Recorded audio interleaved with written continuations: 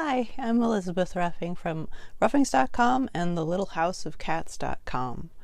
These are some of my Hug Me toys. I have Hug Me Slugs, Hug Me Monsters, Hug Me Bunnies, Hug Me Kitties. I have a Hug Me Kitty right over here. This is a kitty. If you are interested in having one of these cute little guys as a friend or something to cheer you up, we do have them available over on our ruffings.com website. Please go over and get one if you want one. I also have some custom listings, not a lot. Did a custom order recently and I filmed myself doing it a little bit, so I'm going to include some of that video, maybe quite a lot of it if you want to watch it. I stitched these by hand. The main seams are done by machine for stability, but then all the detailing is done by hand with embroidery floss and just regular thread for the bottoms. And it takes a really long time, so custom orders take me quite a while. I made a slug and a smaller slug and a bunny, well, a smaller bunny, and this is a regular size bunny just for contrast. That's one that's going to be available on the website. So these are bunnies. And you can see the hand stitch details on them. These are my approximately 9-inch slugs. I'm going to put the kitty down. These are approximately 9 inches tall. That's my medium size. And then the custom one was 8 inches tall, so they can be a family. And then my other smallest size is approximately 7 inches tall. And my customer asked me if I could do a bunny in a smaller size, so they could also have family members. So this is my regular size bunny, who's about 9 inches tall, and this is about an 8-inch tall bunny to be a little sibling, because kids seem to like to have siblings, and a lot of adults seem to like to have these too. This is my 12-inch size slug. That was my original size, which is about the right size for a person to hug. I think I kind of made them as a soothing, calming little friend to have, to cheer you up and just keep you company. And they're nice to hold, so I made them sort of first. You could cradle them, but of course kids are smaller, so I made them in different sizes.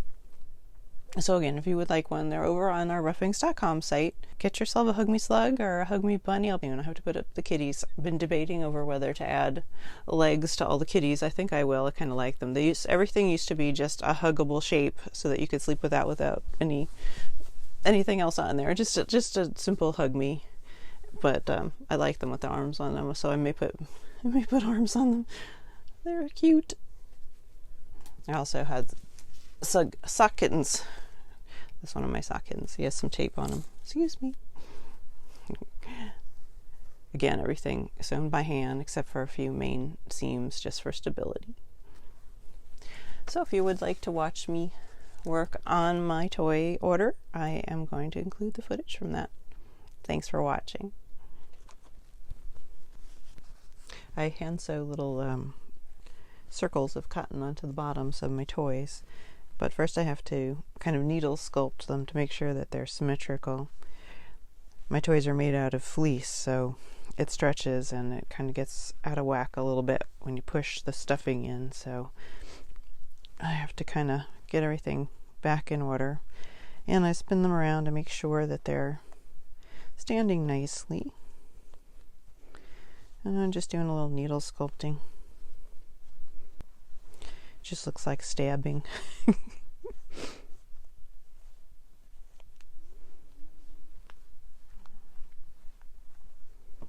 He's looking pretty good. The other thing I have to do is take my tape and get every bit of cat hair I can off everything. It's not just cat hair, the fiber fill gets onto the fleece too, and I have to make sure I get all of that, and that can be tedious. And I usually look at them from different angles to make sure I'm getting things looking good. Looks pretty good. So I'm gonna put some pins on the bottom so I can get this circle in the right place. Just Get the stray fiber fill out of the way. Gets stuck on everything. These look like kind of simple creatures, but they are so much work because everything has to be done by hand. I actually used to do more of it by machine, but I like the way it looks by hand, so I hand embroider everything and hand stitch everything on. The early ones I made were made of cotton, which wasn't stretchy, and I did sort of an applique where I fused on the eyes and a front panel, and they either zigzagged or satin stitched around it. And those are really hard to stuff, so you can't really needle sculpt cotton that doesn't stretch quite so well as you can do with the fleece, which is stretchy. So I do a lot of fussing until I get it the way I like it. People always say that these all kind of look a little different from each other, and that's because they're all done by hand, and they do all come out a little bit different from each other. They look like they have their own little personalities. I think they're cute. They're kind of like happy little companions. I originally made them bigger because the concept was that they were comfortable to hug, sort of like a stress reducer in a way. They were nice to cradle, but since I am larger than most children, I made smaller ones too. So I made them in different sizes, ranging from around 7 inches tall to about 12 inches tall. And I've had requests over the years to make them even bigger, so I've also made 14-inch ones.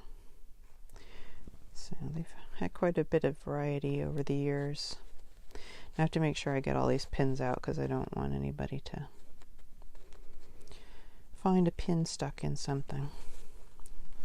So I've got the bottom pinned on, and I will hand stitch that on. So need eyes. These are custom printed. I had them done from my own design, and let's see, they're on fleece too. I used to do these by hand too, where I would cut out a circle of white and a circle of black, and then I would sew each one down, and then I would sew the white of the eye, and they really look different from each other. I kind of liked these better, and some of them I made in different colors. These are purple, and you can see a turquoise, and it was kind of more fun that way. And I did them in Photoshop, and they have slight gradations in the color, so the center will be a little bit different from the outer edge, and that's what these are. These are pink inside the middle, and then lavender towards the outside. And this one is light blue around the edges, and then pink towards the inside. I'd like to make more monsters because I think they're fun. My dad really liked the monsters. And if my dad liked them, then we need more. I have to carefully cut this out along. I made a sort of a very pale gray line around these eyeballs so I could see it. And when I sew these, I'm going to do it with a magnifying lamp because inevitably there are little tiny particles. It's more difficult than it looks, I guess, is what I'm saying. I like to have everything look nice, and I'm poking this pin into the seam line.